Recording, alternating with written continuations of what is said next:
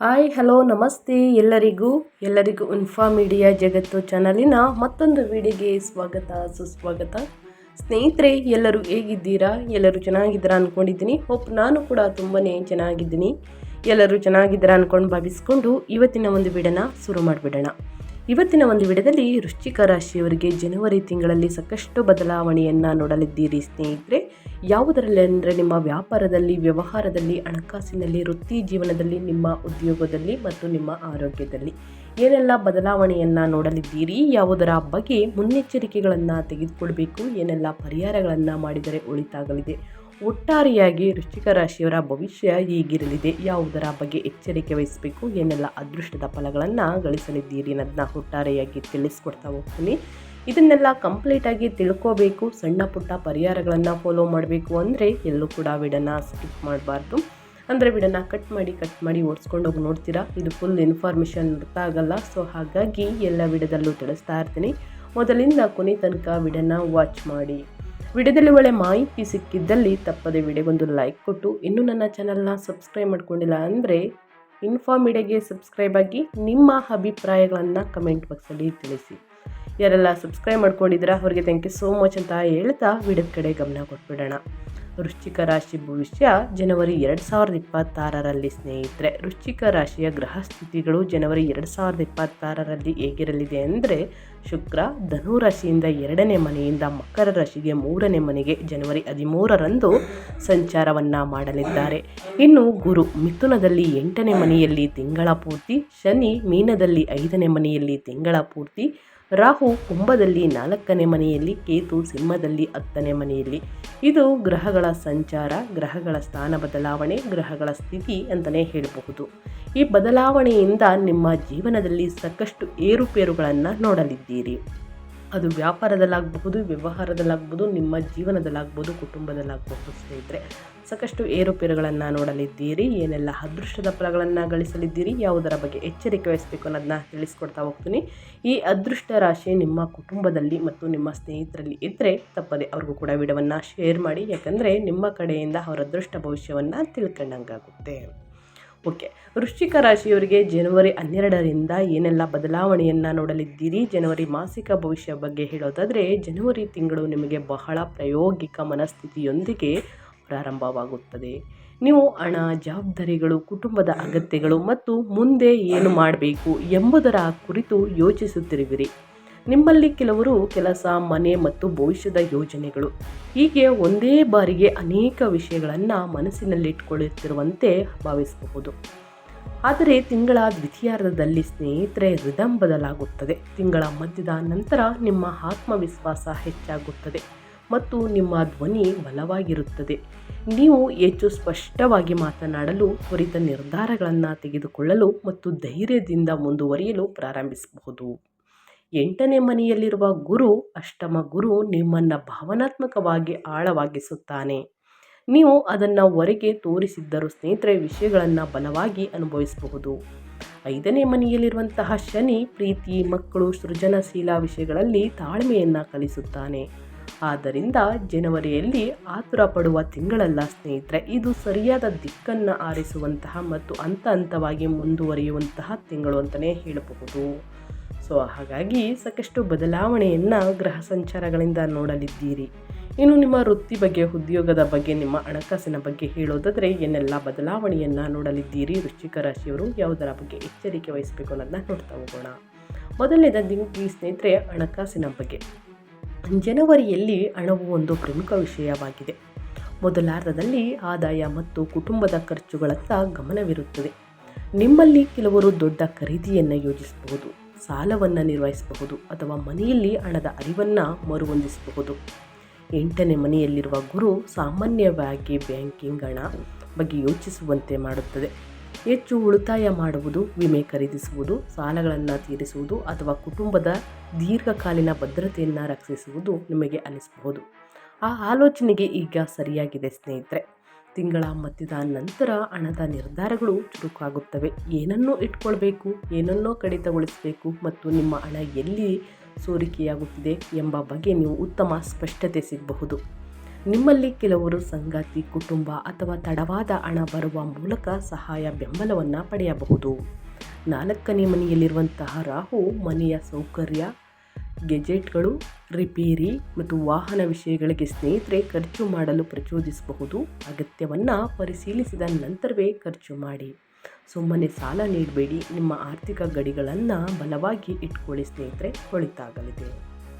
ಇನ್ನು ಕುಟುಂಬ ಮತ್ತು ವೈಯಕ್ತಿಕ ಜೀವನದ ಬಗ್ಗೆ ಹೇಳೋದಾದರೆ, ನಿಮ್ಮ ಸಂಬಂಧಗಳಲ್ಲಿ ಏನೆಲ್ಲ ಬದಲಾವಣೆಯನ್ನು ನೋಡಲಿದ್ದೀರಿ, ಯಾವುದರ ಬಗ್ಗೆ ಮುನ್ನೆಚ್ಚರಿಕೆಗಳನ್ನು ತೆಗೆದುಕೊಳ್ಬೇಕು. ವೃಶ್ಚಿಕ ರಾಶಿಯವರನ್ನಾದರೆ ಮನೆಯ ವಿಷಯಗಳು ಕೆಲವೊಮ್ಮೆ ಅಸ್ಥಿರವಾಗಿರಬಹುದು.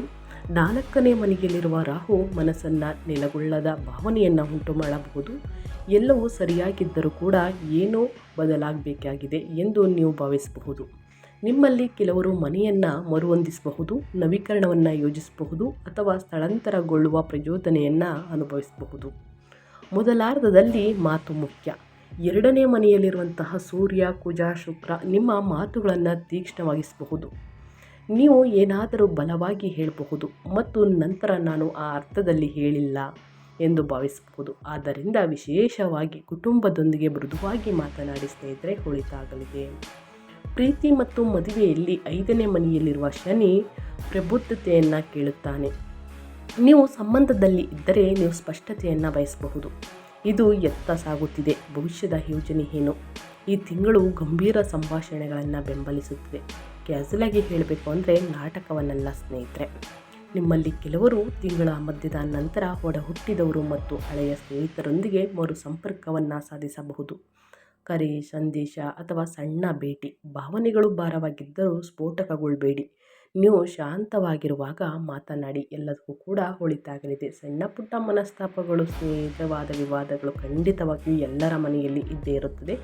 ಆದಷ್ಟು ಭಾವನೆಗಳು ಭಾರವಾಗಿದ್ದರೆ ಸ್ಫೋಟಕಗೊಳ್ಳಬೇಡಿ ಸ್ನೇಹಿತರೆ. ಅಂದರೆ ದುಡುಕಿನ ಮಾತು ಹೊಳಿತಲ್ಲ, ಆದಷ್ಟು ಶಾಂತವಾಗಿರಿ ಅಂತ ಹೇಳ್ತಾ, ಇನ್ನು ಮುಂದಿನದಾಗಿ ಹೇಳೋದಾದರೆ ನಿಮ್ಮ ಹೆಲ್ತ್ ಬಗ್ಗೆ, ಅಂದರೆ ನಿಮ್ಮ ಆರೋಗ್ಯದಲ್ಲಿ ಏನೆಲ್ಲ ಬದಲಾವಣೆಯನ್ನು ನೋಡಲಿದ್ದೀರಿ, ಯಾವುದರ ಬಗ್ಗೆ ಎಚ್ಚರಿಕೆ ವಹಿಸಬೇಕು ಅನ್ನೋದಾದರೆ, ಆರೋಗ್ಯಕ್ಕೆ ಸ್ಥಿರವಾದ ಕಾಳಜಿ ಬೇಕು ಸ್ನೇಹಿತರೆ. ವೃಶ್ಚಿಕ ರಾಶಿಯವರಿಗೆ ಜನವರಿ ತಿಂಗಳ ಮೊದಲಾರ್ಧದಲ್ಲಿ ಗಂಟಲು, ಹಲ್ಲುಗಳು, ಜೀರ್ಣಕ್ರಿಯೆ, ನಿದ್ರೆಯ ಬಗ್ಗೆ ನಿಗಾ ಇರಿಸಿ, ಅಂದರೆ ಎಚ್ಚರಿಕೆ ವಹಿಸಿ.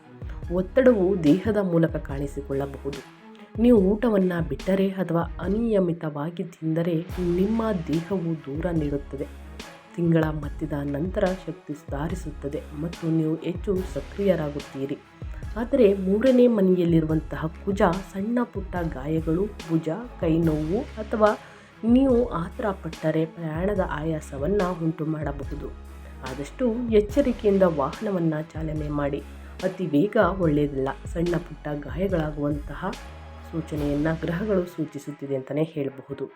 ಆದಷ್ಟು ನೀರು, ನಿದ್ರೆ, ಲಘು ವ್ಯಾಯಾಮ ಪ್ರತಿದಿನ ನಿಮ್ಮ ದಿನಚರಿಯಲ್ಲಿ ಅಳವಡಿಸಿಕೊಳ್ಳಿ ಸ್ನೇಹಿತರೆ. ಈ 3 ತಿಂಗಳು 60% ಸಮಸ್ಯೆಗಳನ್ನು ಬಗೆಹರಿಸುತ್ತವೆ ಅಂತಲೇ ಹೇಳಬಹುದು. ಈ 3ರ ಬಗ್ಗೆ ಅಂದರೆ ನಿದ್ರೆ, ನೀರು, ಲಘು ವ್ಯಾಯಾಮದ ಬಗ್ಗೆ ಎಚ್ಚರಿಕೆ ವಹಿಸಿ. ಇದು ಆದಷ್ಟು ಸ್ನೇಹಿತರೆ ನಿಮ್ಮ 60% ಸಮಸ್ಯೆಗಳನ್ನು ಪರಿಹರಿಸುತ್ತದೆ. ಇದು 3 ತಿಂಗಳಲ್ಲಿ ನಿಮಗೆ ರಿಸಲ್ಟ್ ಸಿಗಲಿದೆ ಅಂತಲೇ ಹೇಳಬಹುದು. ಮುಂದಿನ ದಿನಗಳಲ್ಲಿ ಉತ್ತಮ ಆರೋಗ್ಯ ಬೇಕು ಅಂದರೆ ಖಂಡಿತವಾಗಿಯೂ ಇದರ ಬಗ್ಗೆ ಎಚ್ಚರಿಕೆ ವಹಿಸಿ. ಇನ್ನು ವ್ಯಾಪಾರದ ಬಗ್ಗೆ, ವ್ಯವಹಾರದ ಬಗ್ಗೆ ಹೇಳೋದಾದರೆ ಏನೆಲ್ಲ ಬದಲಾವಣೆಯನ್ನು ನೋಡಲಿದ್ದೀರಿ, ಯಾವುದರ ಬಗ್ಗೆ ಎಚ್ಚರಿಕೆ ವಹಿಸಬೇಕು ಅನ್ನೋದಾದರೆ, ಸಂವಹನ ಆಧಾರಿತ ಬೆಳವಣಿಗೆಗೆ ಜನವರಿ ಉತ್ತಮವಾಗಿದೆ. ಮೊದಲಾರ್ಧದಲ್ಲಿ ಬೆಲೆ ನಿಗದಿ, ಲಾಭ, ನಗದು ಅರಿವಿನ ಮೇಲೆ ಗಮನ ಹರಿಸಿ. ನಿಮ್ಮಲ್ಲಿ ಕೆಲವರು ಸರಬರಾಜುದಾರರೊಂದಿಗೆ ಮರು ಮಾತುಕತೆ ನಡೆಸಬಹುದು ಅಥವಾ ಹಳೆಯ ಆರ್ಥಿಕ ತಪ್ಪುಗಳನ್ನು ಸರಿಪಡಿಸಲು ನಿರ್ಧರಿಸಬಹುದು. ತಿಂಗಳ ಮಧ್ಯದ ನಂತರ ಮಾರ್ಕೆಟಿಂಗ್, ಪ್ರಚಾರ ಮತ್ತು ನೆಟ್ವರ್ಕಿಂಗ್ಗೆ ಫಲಿತಾಂಶಗಳನ್ನು ತರುತ್ತವೆ. ನೀವು ಹೊಸ ವಿಚಾರಣೆಗಳು, ಕರೆಗಳು ಅಥವಾ ಲೀಡ್ಗಳನ್ನು ಪಡೆಯಬಹುದು. ವಿಶೇಷವಾಗಿ ಸ್ಥಳೀಯ ಸಂಪರ್ಕಗಳು ಅಥವಾ ಆನ್ಲೈನ್ ಪ್ರಚಾರದ ಮೂಲಕ ನೀವು ಸೇವಾ ವ್ಯವಹಾರವನ್ನು ನಡೆಸುತ್ತಿದ್ದರೆ ಮಾತನಾಡುವ ಮತ್ತು ಮನವೊಲಿಸುವಂತಹ ನಿಮ್ಮ ಸಾಮರ್ಥ್ಯವು ಈಗ ನಿಮ್ಮ ದೊಡ್ಡ ಅನುಕೂಲಕರವಾಗಿರುತ್ತದೆ. ಕಾಗದ ಪತ್ರಗಳನ್ನು ಸ್ವಚ್ಛವಾಗಿಡಿ, ಅಂದರೆ ಸರಿಯಾಗಿ ಜೋಪಾನವಾಗಿ ಇಡಿ. ನೀವು ಏನಾದರೂ ಸಹಿ ಮಾಡುತ್ತಿದ್ದರೆ ವಿವರಗಳನ್ನು 2 ಬಾರಿ ಓದಿ ಸ್ನೇಹಿತರೆ. ಯಾರನ್ನು ಕೂಡ ಕುರುಡರಾಗಿ ನಂಬೇಡಿ. ಸೊ ಹಾಗಾಗಿ ಯಾವುದೇ ಪತ್ರಕ್ಕೆ ಸಹಿ ಹಾಕಬೇಕು ಅಂದರೆ 2-3 ಬಾರಿ ಓದಿದ ನಂತರವೇ ಸಹಿಯನ್ನು ಹಾಕಿ. ಇನ್ನು ವಿದ್ಯಾರ್ಥಿಗಳ ಬಗ್ಗೆ ಹೇಳೋದಾದರೆ ಏನೆಲ್ಲ ಬದಲಾವಣೆಯನ್ನು ನೋಡಲಿದ್ದೀರಿ ಅಂದರೆ, ವಿದ್ಯಾರ್ಥಿಗಳು ಕಾರ್ಯಕ್ಷಮತೆ ಅಥವಾ ಸ್ಥಿರತೆಯ ಬಗ್ಗೆ ಒತ್ತಡವನ್ನು ಅನುಭವಿಸಬಹುದು. 5ನೇ ಮನೆಯಲ್ಲಿರುವ ಶನಿ ಶಿಸ್ತನ್ನು ಬಯಸುತ್ತಾರೆ. ನಿಮಗೆ ಓದಲು ಮೂಡ್ ಇಲ್ಲದಿರಬಹುದು ಅಥವಾ ಓದಲು ಆಸಕ್ತಿ ಇಲ್ಲದಿರಬಹುದು. ಆದರೆ ದಿನಚರಿ ನಿಗದಿಯಾದಾಗ ಫಲಿತಾಂಶಗಳು ಖಂಡಿತವಾಗಿಯೂ ಬರುತ್ತವೆ. ತಿಂಗಳ ಮಧ್ಯದ ನಂತರ ಕಲಿಕೆ ಸುಧಾರಿಸುತ್ತದೆ. ನಿಮ್ಮ ಸ್ಮರಣೆ ಶಕ್ತಿ ಮತ್ತು ತಿಳುವಳಿಕೆ ಬಲವಾಗಿರುತ್ತದೆ. ವಿಶೇಷವಾಗಿ ಬರವಣಿಗೆ, ಸಂವಹನ ಮತ್ತು ವಿಶ್ಲೇಷಣಾತ್ಮಕ ವಿಷಯಗಳಲ್ಲಿ ನಿಮ್ಮಲ್ಲಿ ಕೆಲವರು ಸಂದರ್ಶನಗಳು, ಪ್ರಸ್ತುತಿಗಳು ಅಥವಾ ಸ್ಪರ್ಧಾತ್ಮಕ ಪರೀಕ್ಷೆಗಳಿಗೆ ತಯಾರಿಯನ್ನು ನಡೆಸಬಹುದು ಮತ್ತು ಆತ್ಮವಿಶ್ವಾಸವನ್ನು ಅನುಭವಿಸಬಹುದು. ಹೆಜ್ಜೆಗೂ ನಿಗದಿತ ಸಮಯದ ಬ್ಲಾಕ್ಗಳಲ್ಲಿ ಅಧ್ಯಯನವನ್ನು ಮಾಡಿ. ಸಣ್ಣ ದೈನಂದಿನ ಪ್ರಯತ್ನವು ದೊಡ್ಡ ಮಾಸಿಕ ಫಲಿತಾಂಶವನ್ನು ನೀಡುತ್ತದೆ.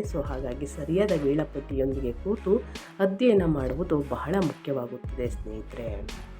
ಇನ್ನು ವೃತ್ತಿ ಮತ್ತು ಉದ್ಯೋಗದ ಬಗ್ಗೆ ಹೇಳೋದಾದರೆ, ಕೆರಿಯರ್ ಮತ್ತು ನಿಮ್ಮ ಜಾಬ್ ಬಗ್ಗೆ ಹೇಳೋದಾದರೆ, ಜನವರಿ ಮೊದಲಾರ್ಧದಲ್ಲಿ ನೀವು ಕೆಲಸದಲ್ಲಿ ಭದ್ರತೆ, ಸಂಬಳ, ಸ್ಥಿರತೆ, ಸಂಪನ್ಮೂಲಗಳು, ಜವಾಬ್ದಾರಿಗಳತ್ತ ಗಮನ ಹರಿಸುವುದು. ನಿಮ್ಮಲ್ಲಿ ಕೆಲವರು ಪ್ರೋತ್ಸಾಹಧನ, ಬಜೆಟ್, ಮೌಲ್ಯಮಾಪನ ಅಥವಾ ಬಾಕಿ ಪಾವತಿಗಳ ಬಗ್ಗೆ ಚರ್ಚಿಸಬಹುದು. ನೀವು ಪಡೆಯುತ್ತಿರುವ ಮೆಚ್ಚುಗೆಗಿಂತ ನಿಮ್ಮ ಪ್ರಯತ್ನಗಳು ದೊಡ್ಡದಾಗಿದೆ ಎಂದು ನೀವು ಭಾವಿಸಬಹುದು. 10ನೇ ಮನೆಯಲ್ಲಿರುವಂತಹ ಕೇತುವಿನಿಂದಾಗಿ ವಿಷಯಗಳು ಸರಿಯಾಗಿದ್ದರೂ ನಿಮ್ಮ ಮನಸ್ಸಿಗೆ ತೃಪ್ತಿ ಸಿಗದಿರಬಹುದು.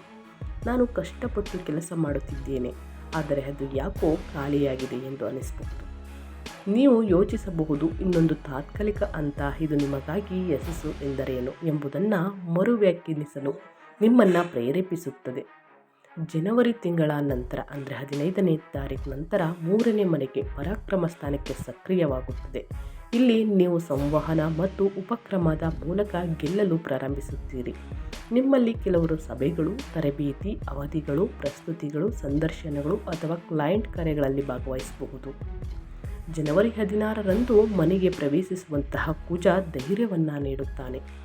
ನೀವು ಅಂತಿಮವಾಗಿ ಈ ಸಂದೇಶವನ್ನು ಕಳಿಸಬಹುದು, ಆ ಅವಕಾಶವನ್ನು ಕೇಳಬಹುದು ಅಥವಾ ನೀವು ಮುಂದೂಡುತ್ತಿದ್ದ ದಿಟ್ಟ ಹೆಜ್ಜೆಯನ್ನು ಇಡಬಹುದು.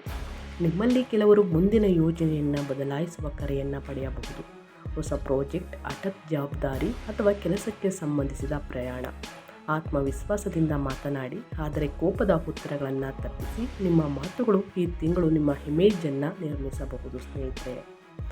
ನಿಮ್ಮ ವೃತ್ತಿ ಮತ್ತು ಕೆರಿಯರಲ್ಲಿ ಯಾವುದರ ಬಗ್ಗೆ ಎಚ್ಚರಿಕೆ ವಹಿಸಬೇಕು, ಎಲ್ಲ ಅದೃಷ್ಟದ ಫಲಗಳನ್ನು ಗಳಿಸಲಿದ್ದೀರಿ ಅನ್ನೋದನ್ನ ಒಟ್ಟಾರೆಯಾಗಿ ತಿಳಿಸ್ಕೊಟ್ಟಾಯ್ತು ಸ್ನೇಹಿತರೆ. ಅದೇ ರೀತಿ ಈ ಸಣ್ಣ ಪರಿಹಾರಗಳನ್ನು ಮಾಡಿ ನಿಮ್ಮ ಜೀವನದಲ್ಲಿ ಎಷ್ಟೇ ಕಷ್ಟಗಳು, ಸಮಸ್ಯೆಗಳಿದ್ದರೂ ಕೂಡ ಅವೆಲ್ಲವೂ ಸಂಪೂರ್ಣವಾಗಿ ನಿವಾರಣೆಯಾಗಲಿದೆ.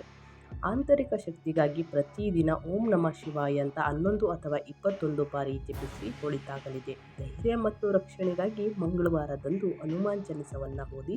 ವಿದ್ಯಾರ್ಥಿಗಳಿಗೂ ಕೂಡ ಏಕಾಗ್ರತೆ ಹೆಚ್ಚಾಗಲಿದೆ. ಅಧ್ಯಯನದ ಮೇಲೆ ಆಸಕ್ತಿ ಕೂಡ ಹೆಚ್ಚಾಗಲಿದೆ. ಮಾತು ಮತ್ತು ನಿರ್ಧಾರಗಳಲ್ಲಿ ಸ್ಪಷ್ಟತೆಗಾಗಿ ಬೆಳಗ್ಗೆ ಸೂರ್ಯನಿಗೆ ನೀರನ್ನು ಅರ್ಪಿಸಿ. ಏನೇ ಅಡೆತಡೆಗಳಿದ್ರೂ ಕೂಡ ಸಂಪೂರ್ಣವಾಗಿ ನಿವಾರಣೆಯಾಗಲಿದೆ. ಇನ್ನು ಹಠಾತ್ ತೊಂದರೆಗಳನ್ನು ಕಡಿಮೆ ಮಾಡಲು ವಾರಕ್ಕೊಮ್ಮೆ ಒಂದು ಸಣ್ಣ ದಾನವನ್ನು ಮಾಡಿ. ಅದು ಆಹಾರ ದಾನವಾಗಲಿ ಅಥವಾ ಬಟ್ಟೆ, ಸ್ನೇಹಿತರೆ ಮತ್ತು ವಿದ್ಯಾರ್ಥಿಗಳಿಗೆ ಬೇಕಾಗಿರುವಂಥ ವಸ್ತುಗಳನ್ನು ದಾನ ಮಾಡುವುದು ಉತ್ತಮ. ಬುಧನ ಬೆಂಬಲಕ್ಕಾಗಿ ಸ್ನೇಹಿತರೆ ಲೇಖನಿ ಸಾಮಗ್ರಿ, ಪುಸ್ತಕಗಳನ್ನು ದಾನ ಮಾಡಿ. ವಿದ್ಯಾಭಿವೃದ್ಧಿಯಾಗಲಿದೆ ಬುಧವಾರದಂದು. ತಪ್ಪದೆ ಈ ಸಣ್ಣ ಪುಟ್ಟ ಪರಿಹಾರಗಳನ್ನು ಮಾಡಿ ಅಂತ ಹೇಳ್ತಾ ನಾನು ವಿಡಿಯೋನ ಎಂಡ್ ಮಾಡ್ತಾ ಇದ್ದೀನಿ. ಇವತ್ತಿನ ಒಂದು ವಿಡಿಯೋದಲ್ಲಿ ಸಂಪೂರ್ಣ ಮಾಹಿತಿ ಸಿಕ್ಕಿದ್ದಲ್ಲಿ, ಈ ವಿಡಿಯೋ ಯೂಸ್ಫುಲ್ ಅನಿಸಿದ್ದಲ್ಲಿ ದಯವಿಟ್ಟು ವಿಡಿಯೋಗೆ ಲೈಕ್ ಮಾಡೋದನ್ನ ಮರ್ತಿದ್ರೆ ಲೈಕ್ ಮಾಡಿ. ಇನ್ನೂ ನನ್ನ ಚಾನಲ್ನ ಸಬ್ಸ್ಕ್ರೈಬ್ ಮಾಡ್ಕೊಂಡಿಲ್ಲ ಅಂದರೆ ಇನ್ಫಾರ್ಮಿಡಿಯಾಗೆ ಸಬ್ಸ್ಕ್ರೈಬ್ ಆಗಿ ನಿಮ್ಮ ಅಭಿಪ್ರಾಯಗಳನ್ನು ಕಮೆಂಟ್ ಬಾಕ್ಸಲ್ಲಿ ತಿಳಿಸಿ.